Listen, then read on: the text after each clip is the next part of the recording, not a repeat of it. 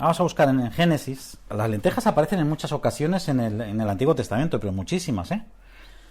Pues hay que entender que era una comida habitual, era un producto, ese tipo de legumbre especialmente, que se comía en Oriente Medio. Antes de que empezara la reunión comentaba que posiblemente más de 27 variedades de lentejas se comían por esa zona, ¿no? Por ese área del Oriente Medio, donde está Israel también, ¿no? Y eso denota bastante la importancia de ese producto. Pero hay dos narraciones. Una es la del famoso plato de lentejas, que me vendiste por un plato de lentejas, que al final se ha acabado haciendo un refrán popular y la gente no sabe de dónde viene. Pues viene de aquí, de Génesis capítulo 25. Y luego era aquel que batallaba para defender el campo de lentejas en Sema, ¿no? ¿Era?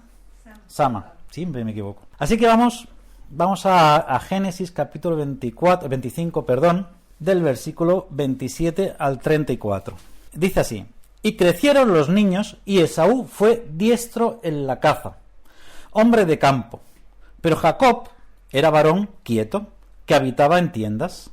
Y como llamó Isaac a Esaú, porque comía de su caza, mas Rebeca, la madre, amaba a Jacob.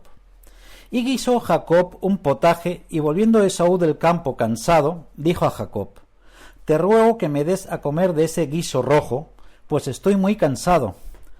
Por tanto, fue llamado su nombre Edom, que significa rojo. Y Jacob respondió: véndeme este día tu primogenitura. Entonces dijo Esaú: he aquí yo me voy a morir. ¿Para qué pues me servirá la primogenitura? Y dijo Jacob: júramelo en este día. Y él le juró y vendió a Jacob su primogenitura. Entonces Jacob dio a Esaú pan y del guisado de lentejas, y él comió y bebió, y se levantó y se fue. Así menospreció Esaú la primogenitura. Este texto podríamos estar hablando días porque tiene una cantidad de ramificaciones tremendas. Para ponernos un poquito en el ambiente, Jacob y Esaú eran dos hermanos que nacieron gemelos pero no idénticos, puesto que Esaú era, dice en los versículos anteriores, que era como pelirrojo, tenía el pelo rojizo. De ahí pues hacen ese juego de palabras, ¿no?, con las lentejas rojizas, y luego a Esaú le llaman Edom, que significa rojo. Y de ahí salió la tribu, dicen, la tribu de los edonitas, ¿no?, que luego acabaron teniendo mucho conflicto con el pueblo de Israel, que es de donde sale, el pueblo de Israel sale de Jacob. Que a Jacob, acordaos que cuando pelea con el ángel de Jehová, su nombre es cambiado por Israel. O sea, cuando hablamos de Israel, estamos hablando de Jacob. Pero es muy curioso, ¿no?, cómo llegan a este punto de que Jacob astutamente le compra la primogenitura a Esaú, porque Esaú nació un poquito antes que Jacob. De hecho, cuando nace Esaú, agarrado del tobillo de Esaú venía Jacob, y por eso le llaman el que suplanta, el que sustenta, el que sujeta. Jacob significa el que sujeta. Y luego se hace un juego de palabras, porque se pronuncia casi igual, que es Dios sustenta. Jacob, que es Dios sustenta. Bueno, para ponernos un poquito en el contexto. Ahora bien, hay muchas cosas interesantes, ¿no?, aquí. O sea, porque dicen que eran gemelos, pero hay quien dice que eran de bolsas diferentes, que no. Obviamente eran de la misma bolsa, porque si no, no lo hubiera podido agarrar de tobillo o del talón. Pero es interesante, ¿no? Y cómo la madre prefería, otra vez las madres, cómo prefería a Jacob, aunque él era el segundo y no tenía derecho a esa primogenitura. Ahora bien, ¿qué representaba la primogenitura? Aquí en Cataluña, por ejemplo, hay el hereu. El hereu es el primero. ¿Y qué responsabilidades tiene el hereu? Es el que va a heredar todo, pero se ha de encargar de sus hermanos. Pues la figura del hereu en Cataluña es muy parecida, se nota que tenemos mucha descendencia judía, al primogénito en el contexto hebreo, ¿no? Aunque luego podemos leer que Esaú pobre no era, o sea, le correspondieron muchas riquezas, al primogénito le correspondía el doble de las riquezas. Si a repartir es a 10 cada uno, al primogénito le correspondían 20, ¿no? Pero lo más importante, que ahí está lo que vamos a desarrollar ahora, es que el primogénito era el padre espiritual de la familia. Lo que heredaba era el sacerdocio familiar de la familia. Era el que tenía que velar, el que tenía que orar, el que tenía que interceder por la familia delante de el real sacerdote, el que era el enlace entre Dios y la familia. O sea, tenía una importancia muy relevante de cara a la sociedad. Si era una familia rica, las familias pobres no tenían herederos, no seguían mucho esto porque no tenían para repartir, aunque sí en el ámbito espiritual, porque aún los pobres, como no tenían, respetaban esto, el ámbito espiritual. Entonces, el varón mayor, podían haber tenido muchas hijas, pero solo en las genealogías nombran a los hijos. El varón mayor era el responsable espiritual ante Dios y tenía una responsabilidad ante Dios y unos privilegios ante Dios. Por eso es tan importante lo que él hizo. Ahora vamos a desenmarañar esto un poquito más antes de ir a la aplicación, ¿no? Dice, y crecieron los niños, voy a ir leyendo otra vez, y Esaú fue diestro en la caza. Es decir, Esaú era más de campo. Dicen que él era velludo, era bastante rudo de aspecto, mientras que Jacob era un poquito más metrosexual, ¿no? Era más fino, más delicado. De hecho, ahí está que él vivía en las tiendas, es decir, se encargaba de las cosas del hogar, es lo que viene a decir. Y habitaba en las tiendas. ¿Qué pasa? ¿Que el otro vivía fuera de la tienda? No, es que se encargaba de las cosas del hogar.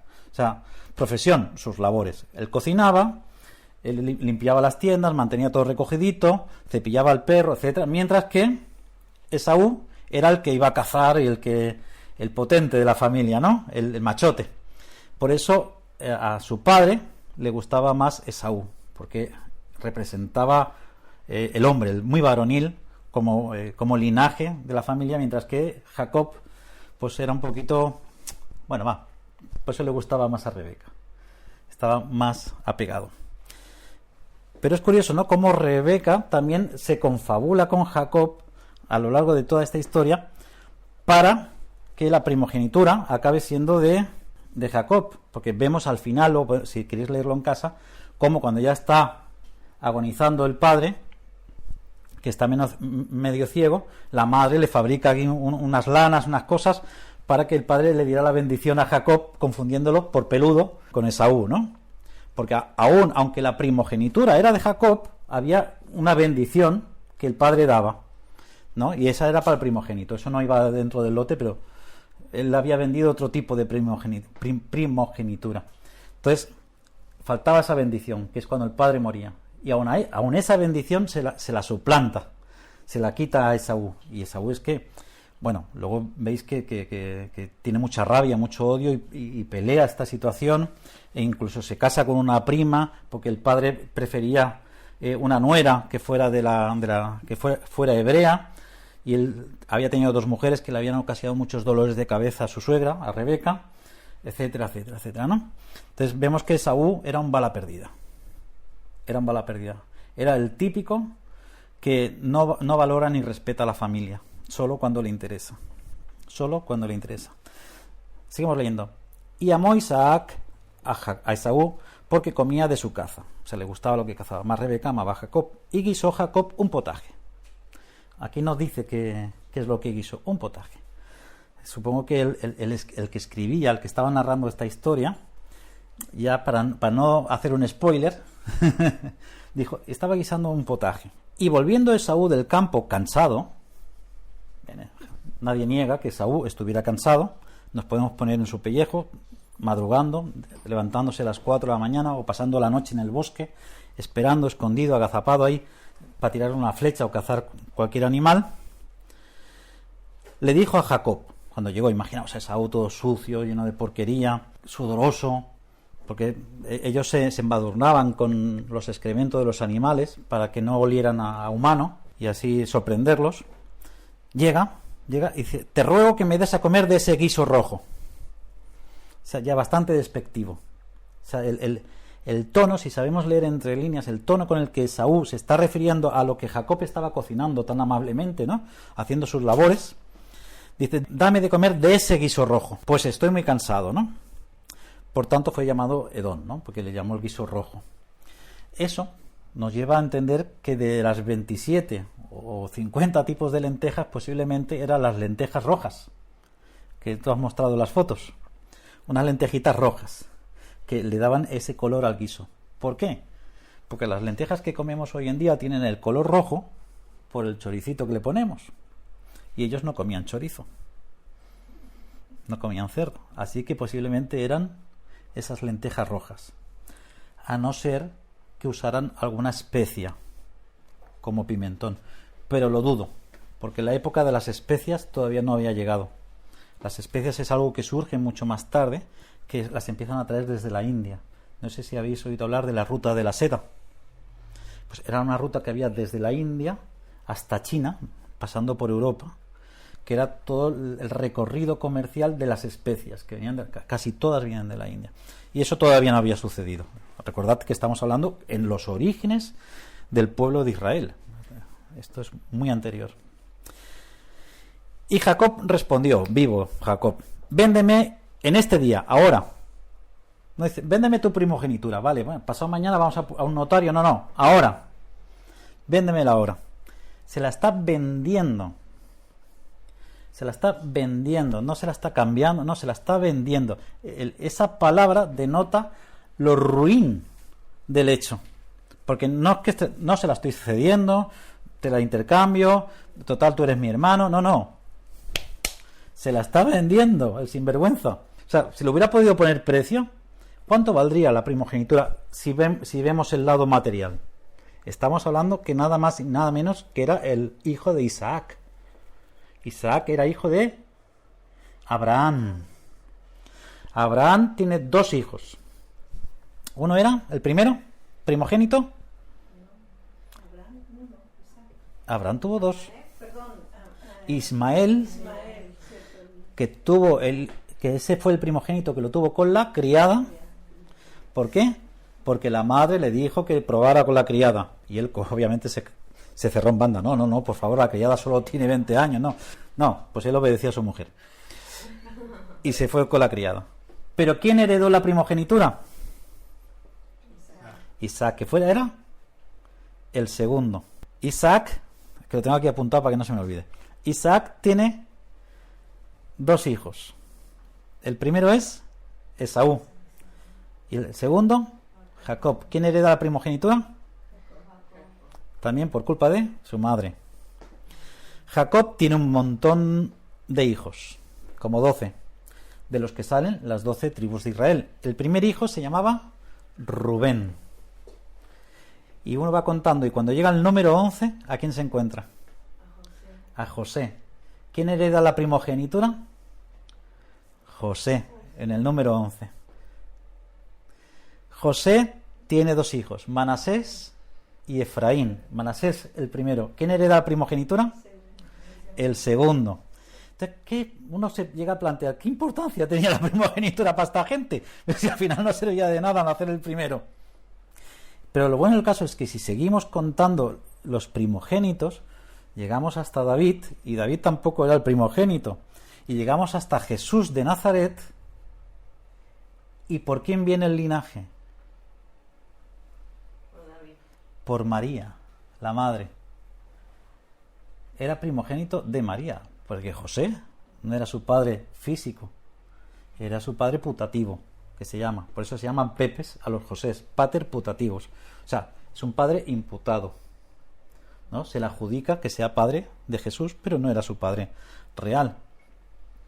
Entonces nos vamos dando cuenta la importancia de las mujeres en todo el transcurso de más de 1700 años de historia, para que terminara siendo Jesús el primogénito de María, descendiente directa de David, para que se cumpliera la profecía, pero a la vez vemos cómo Dios trastoca como le da la gana, como Él quiere, no respetando para nada las tradiciones humanas, porque son más importantes los mandamientos y los imperativos divinos.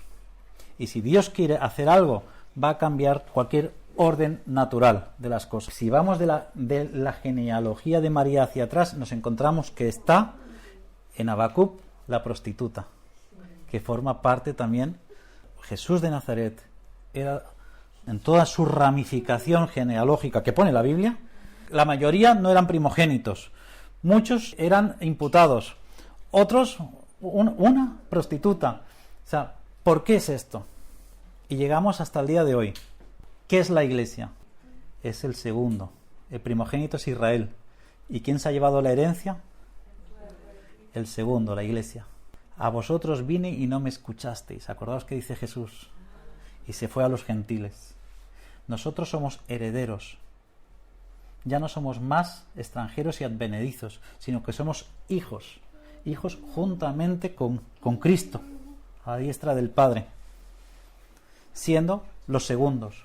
No siendo los herederos por derecho, los primogénitos de toda esta herencia de primogenitura hebrea. ¿Por qué? Porque ellos rechazaron a Jesús y fueron los gentiles los que lo recibieron. Fijaos cómo Dios va deshilvanando toda esta madeja para darnos una enseñanza grande de que las tradiciones no llevan a ninguna parte. Dios es el que manda. Y la religiosidad, por supuestísimo.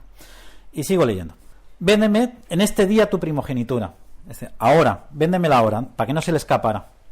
Entonces dijo Esaú, he aquí yo me voy a morir. Un poco exagerado también, ¿eh?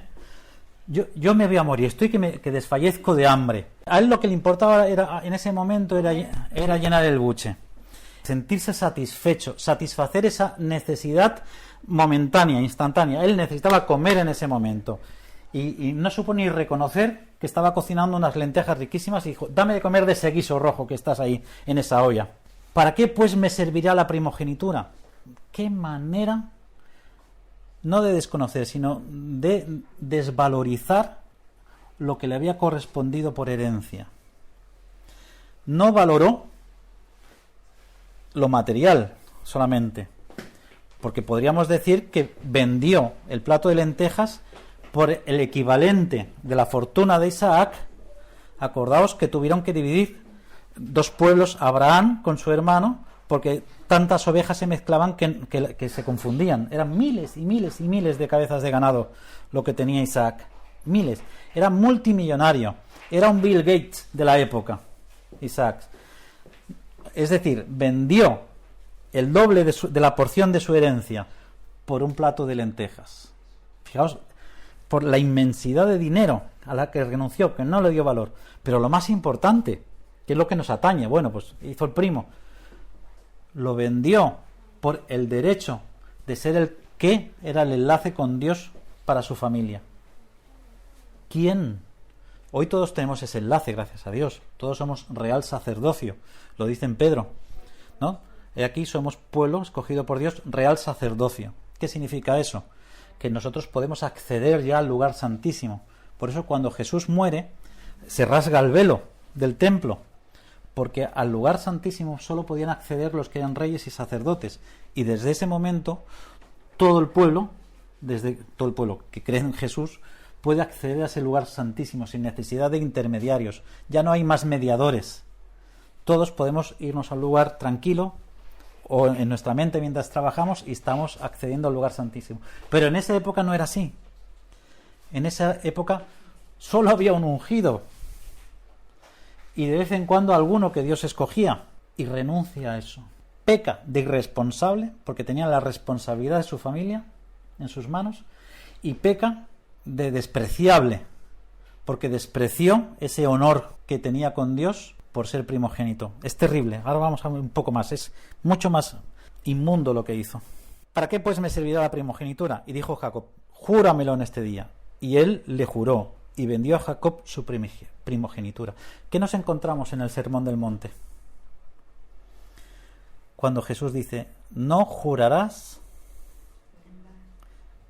no jurarás por nada que haya en los cielos, ni en la tierra, ni debajo del... No jurarás, recordando que por un juramento Esaú vendió la primogenitura. Que tú sí sea sí y tú no sea no. Dios no es muy dado a los juramentos. Si leemos con atención los pactos con Dios, a Dios no le gustan. Él quiere que seamos sinceros, que si decimos que sí, es que sí, y si es que no, que no. Pero esto de hacer pactos y decretos y todo eso, un día hablaremos de eso, apúntalo. que vemos que a Dios no le hacía mucha gracia. Aunque aún así, habían siervos suyos que lo hacían, a pesar de que Dios decía que no. Entonces, Jacob dio a Esaú pan y del guisado de lentejas, aquí ya dice que era un guisado de lentejas, y él tranquilamente comió y bebió, o sea, se lo tomó con calma, cogió el pan, comió, bebió, ¿y qué hizo inmediatamente después? Se levantó y se fue. Dice así: entonces Jacob dio a Esaú pan del guisado de las lentejas, y él comió y bebió, y se levantó y se fue. Es una imagen clara del desprecio absoluto. No le dio importancia. Una vez que satisfació sus necesidades, ni siquiera tuvo un momento de mala conciencia. No se arrepintió por un momento. Se levantó y se fue. Adiós, gracias. Bueno, y las gracias, Dios. No le remordía la conciencia para nada. Dicen que el valor de las cosas... No lo dicen, lo digo yo. No sé por qué siempre digo lo dicen. Que el valor de las cosas es superior... Se ha grabado. Es superior a lo que renunciamos por ellas. El valor de las cosas es superior a lo que renunciamos por ellos. Es decir, ¿qué valor le dio Esaú a un plato de lentejas? Mayor que a lo que renunció. ¿A qué renunció? Materialmente hablando, pon a 1.000 millones de dracmas. No sé qué moneda había en ese momento, no me acuerdo. Eso es el valor que le daba. Cuando nosotros canjeamos algo, el valor que le estamos dando a esa cosa que hemos canjeado es superior a lo que hemos renunciado. Y ahora voy a poner algún ejemplo. Pero permitidme, vamos a leer también en Hebreos capítulo 12 para encontrar un poquito de luz sobre este texto. Versículos del 15 al 17. Mirad bien, no sea que alguno deje de alcanzar la gracia de Dios, que brotando alguna raíz de amargura os estorbe, y por ella muchos sean contaminados. Interesante, luego volvemos ahí. No sea que haya algún fornicario o profano, como Esaú, que por una sola comida vendió su primogenitura. Ojo al dato. Voy a volver a leer este versículo porque es tremendamente intenso. Lo que dice el autor de Hebreos, hombre inspirado por Dios para escribir estas cosas, dice tal cosa de Esaú. No sea que haya algún fornicario, vamos a dejarlo ahí. ¿Esaú fornicó? Y es que el problema es que en la Biblia a veces se le llama fornicar a la infidelidad de cualquier tipo, no solo sexual. Lo que pasa es que nos tenemos que acordar que todos nosotros venimos de una herencia católica, donde todo lo inmoral siempre tiene que ver con lo sexual.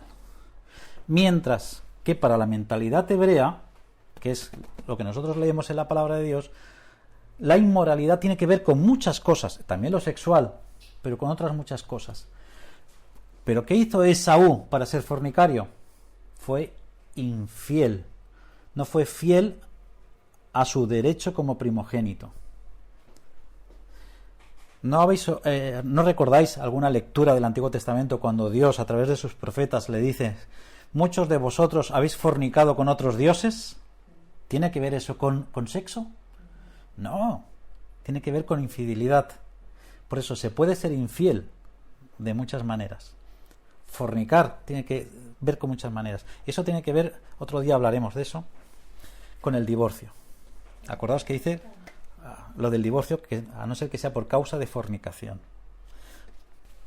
No sea que haya algún fornicario, ya hemos visto que fornicario, le llamó fornicario a Esaú, o sea que era algo bastante ofensivo, o profano. ¿Qué es un profano? Nos podemos hacer una idea cuando oímos hablar de los que han profanado la tumba de su abuelo, ¿no? O han profanado la memoria de sus padres. Es decir, han corrompido, han contaminado, se han orinado encima, O sea, es algo sucio. O sea, las dos palabras que está usando es lo más insultante que le puedes decir a alguien. Fornicario y profano. O sea, si lo podíamos traducir a nuestro lenguaje actual no sabría encontrar las palabras, porque serían tan sucias que no se podrían pronunciar aquí. Eso le está llamando a Esaú. Dice, ¿como quién? Como Esaú, que por una sola comida, y lo especifica, que por una sola comida vendió su primogenitura. Menudo sinvergüenza. Porque ya sabéis que aún después, deseando heredar la bendición, fue desechado y no hubo oportunidad para el arrepentimiento, aunque lo procuró con lágrimas. Según mi opinión, con lágrimas de cocodrilo, si leemos la historia de Esaú, pero bueno. Así que lo está llamando inmoral. Hay versiones que dicen inmoral. Era un inmoral. Otra vez se usa la palabra inmoralidad para algo que no tiene que ver con el sexo. Bien, vamos a empezar a buscar aplicaciones prácticas. Me encanta mucho la historia, me gustaría hacer una exégesis de toda esa historia, pero no tenemos tiempo y hay que buscarle la aplicación práctica. El valor de las cosas es superior a lo que renunciamos por ellos. Y vamos a poner como ejemplo la barbaridad que hizo Esaú. Se pasó de pueblo. Es el peor de los ejemplos que podríamos poner. Pues de ahí en adelante, cualquier cosa que nosotros le podamos encontrar en el aplicamiento. Os voy a contar una historia. Igual la habéis visto por televisión. Es un experimento que se hizo y no hace mucho. Se metía un montón de niños, de unos 5 añitos más o menos, en una habitación como esta más o menos, con unos espejos y unas cámaras que lo grababan. Entonces metían ahí a los niños y la mesa estaba llena de las mejores golosinas, nubes, chocolatinas, había de todo, ahí bien apetitoso. Entonces una señorita, una profesora, les dice, mirad, lo único que tenéis que hacer es no tocar nada de lo que hay aquí. El que se aguante sin probar una golosina, cuando yo regrese le daré el doble. ¿Qué creéis que hicieron los niños en cuanto se fue la profesora? Agarraron las golosinas. Y bueno, y luego después que encima lo negaban. Somos así. Llevamos un niño dentro, irresponsable, inmaduro y hedonista. Hedonista es que quiere satisfacer sus deseos ya. Vivir el presente. Hoy se habla mucho de vive el presente.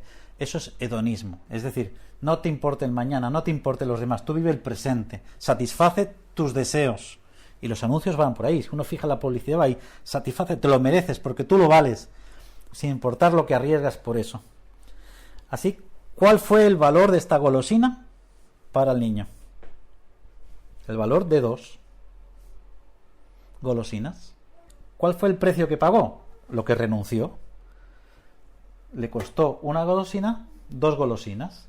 Fijaos el absurdo. Y así nosotros caminamos por la vida. Y yo me encuentro muchos creyentes, sobre todo yo que he trabajado con jóvenes toda la vida, que quieren a su sirenita o a su tritón, depende, ¿no? Y lo quieren ya. Ay, Señor, esa es la persona que tú tienes para mí, dámela. Ya ni le preguntan a Dios, o sea, lo redirigen.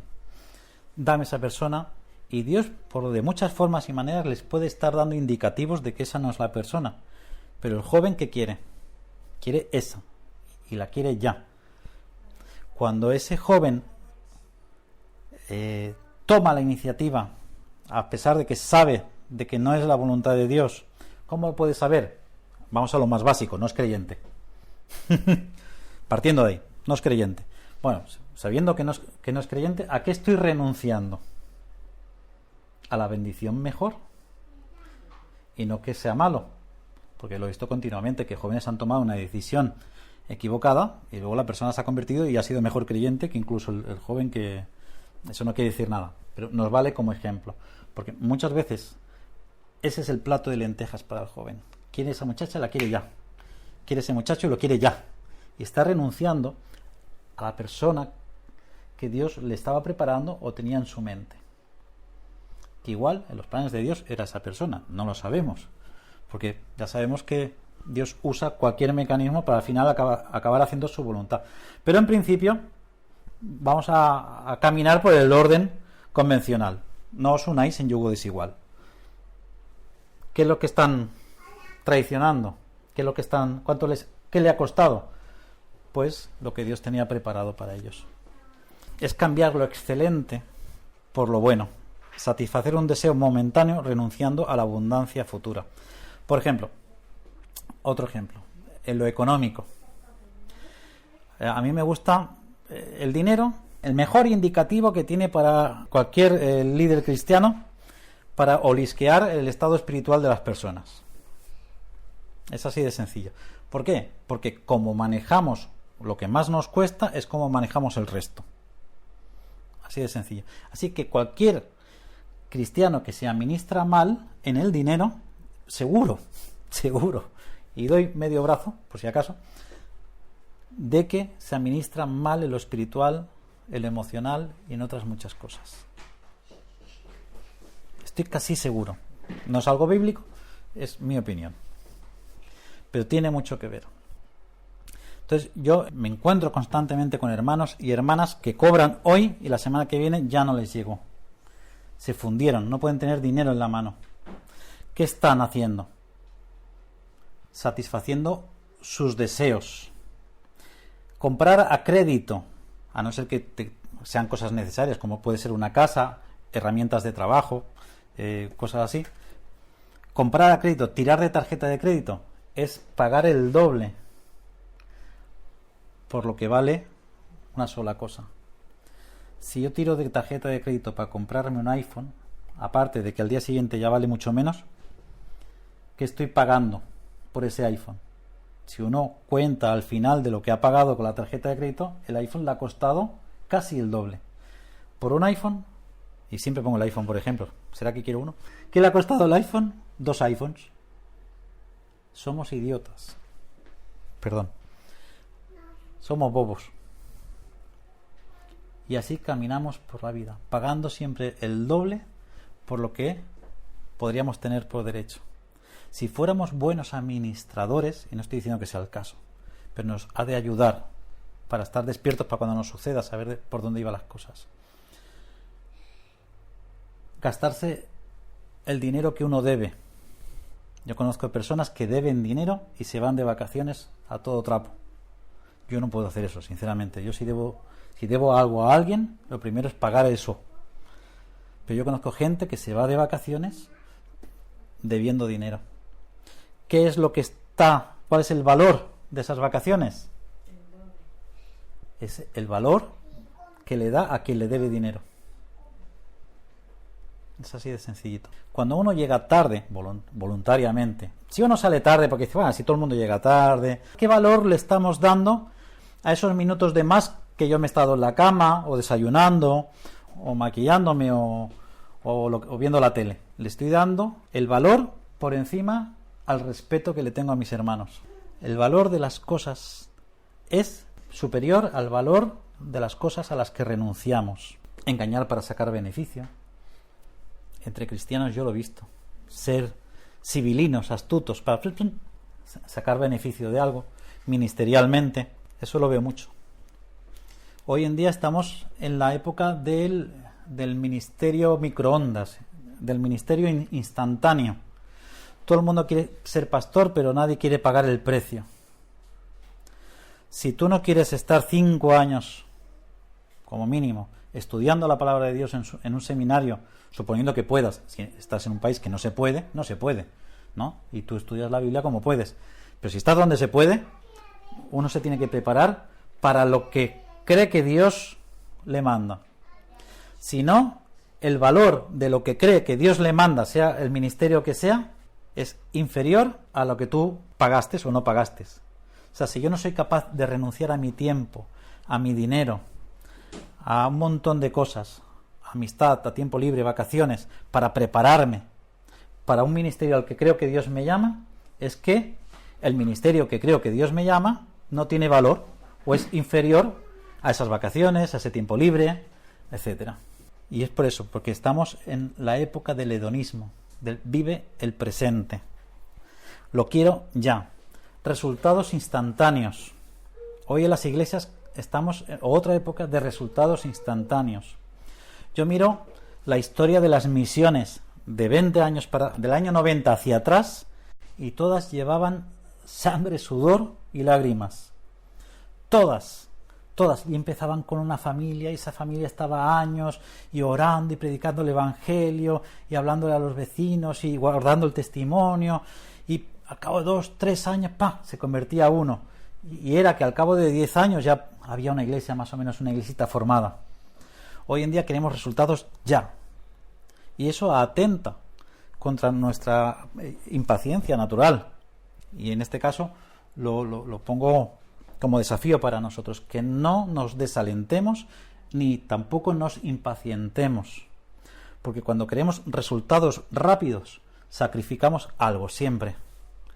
Entonces hay que mirar que lo que sacrifiquemos no le estemos dando un valor superior a lo que queremos. Si queremos una iglesia madura, estable, con columnas resistentes, donde el Señor pueda edificar una iglesia local que se sustente y además sea capaz de enviar a misioneros y enviar obreros, hemos de renunciar a la impaciencia, especialmente.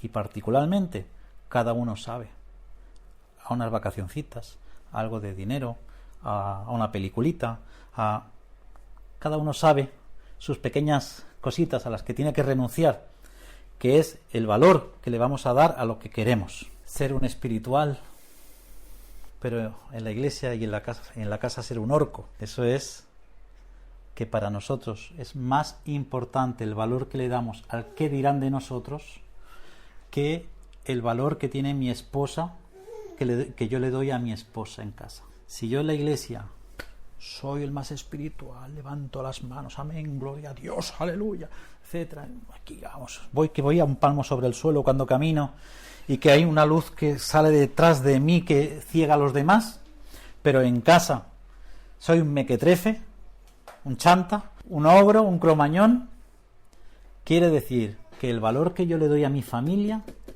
es inferior a lo que pensarán los demás de mí. ¿Qué es lo que yo debería de hacer? Primero, darle el valor que tiene mi familia, aunque en la iglesia yo tenga que ser como soy y no aparentar nada. ¿Qué sacrifico? Bueno, pues que la gente piense que soy humano. Pues sí, lo soy, pero yo le estoy dando el valor que tiene mi familia. Por lo tanto, ya no estoy vendiendo a mi familia por un plato de lentejas. Debemos de empezar a pensar cuál es nuestro plato de lentejas. Quiero mis lentejas ya, como decía Cardelito esta semana. Las quiero ya. Quiero ya que me reconozcan como pastor aquí de pecho palomo. Quiero ya mi coche nuevo flamante en la puerta. Quiero ya mi iPhone 10. ¿Qué más quiero? Quiero la mujer más bonita, yo el soltero más cotizado, y quiero aquí la más bonita, pero sin embargo tengo una sierva del Señor, humilde, quizá no tan agraciada, pero es la que Dios quiere para mí. ¿Qué estoy cambiando por un plato de lentejas? Es decir, ese plato de lentejas es lo que yo quiero ya. Es vivir mi presente.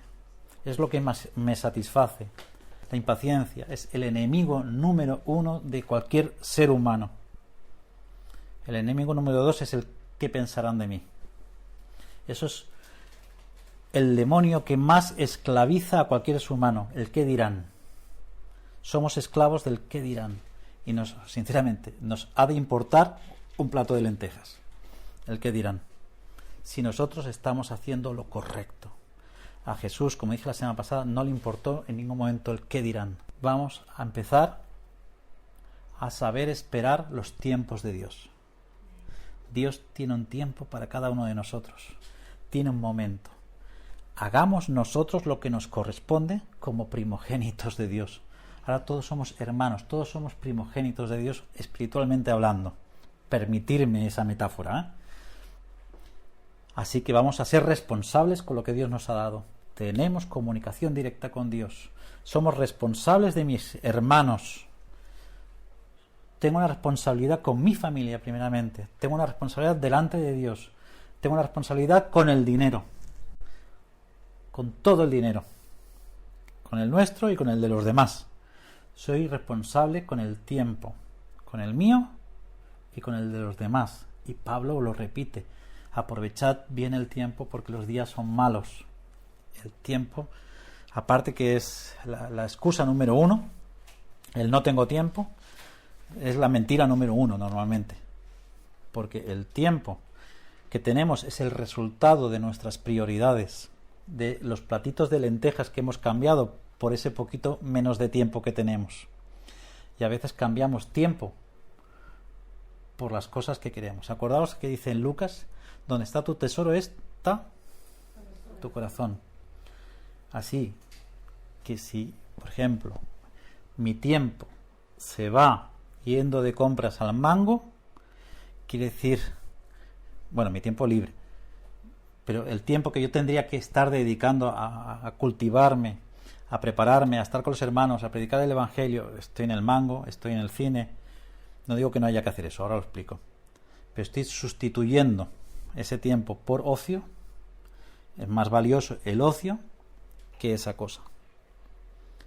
Y al tiempo libre se le llama tiempo libre porque es eso, es tiempo libre. Una vez que yo ya he hecho lo que tengo que hacer delante de Dios, una vez que yo ya he hecho lo que tengo que hacer delante de mi familia, ya una vez que yo he hecho y cumplido con todas mis responsabilidades del trabajo, etcétera, etcétera, tengo un tiempo libre. Ahí sí, haz lo que te dé la gana. Lo malo es que a veces no nos conformamos con ese poquito de tiempo libre. Queremos más. Entonces empezamos a cambiarlo por platitos de lentejas particulares. Y es una película, un juego, un videojuego, un rato en el supermercado, un cafetito con las amigas, extra. Y tenemos que ser buenos administradores. Hasta eso lo tenemos que administrar correctamente. Si yo tengo 1 hora libre porque me he planificado tengo 2 horas libres y una me la he planificado hacer ciertas cosas, lo que sea parte de mi responsabilidad, y estoy a gustito con un amigo y digo, bueno, pues ya lo haré después. Eso se llama procrastinación, o sea, es decir, postergar las cosas, dejarlas para después. Mañana lo haré. ¿Acuerdas en Proverbios que siempre dice, y dice el vago en su corazón, no, mañana? Y a veces un poco nuestros platos de lentejas es eso también. Para no alargarme más con la historia, el desafío de hoy es aprendamos a estar atentos y despiertos cuando se nos está presentando un aromático y apetitoso plato de lentejas delante nuestro. Y siempre vamos a tener ese platito de lentejas cuando estamos más predispuestos a comerlo, cuando venimos con hambre, cuando venimos cansados como Esaú. Así que cada uno sabe su momento. Conocí a un hombre de campo que le dijeron, ¿usted cómo tiene 102 años? Dice, porque siempre que le digo que no a las cosas que me apetecen. Es en el momento que le apetecían. Es interesante esto. O sea que cuando me apetece algo mucho, es justo el momento que se nos va a presentar ese tentador plato de lentejas diabólico, por decirlo de alguna manera. Ahí es cuando tenemos que aprender a decir que no, porque entonces le estaremos dando el valor que tienen las cosas. Y nos debemos que acordar siempre, en todo momento, a lo largo de nuestra vida, que se nos van a presentar diariamente platos de lentejas, más apetitosos o menos apetitosos, de saber identificarlos rápidamente para así darle el valor que tiene cada cosa. Y nunca pagar el doble de lo que vale. Comentaros que el ejemplo ese de los niños que he puesto, ese experimento no acabó ahí. Hubieron niños que no tocaron ninguna golosina. Y estudiaron a esos niños después, cuando ya fueron adolescentes y jóvenes, y fueron jóvenes con más éxito en la vida normal que los que sí que cogieron la golosina. Los que tuvieron el dominio propio de saber esperar, de no coger una golosina y esperar a la profesora que cuando llegara y que le diera 2, a lo largo de su vida tuvieron más éxito. Así que yo creo que con esa idea nos podemos quedar.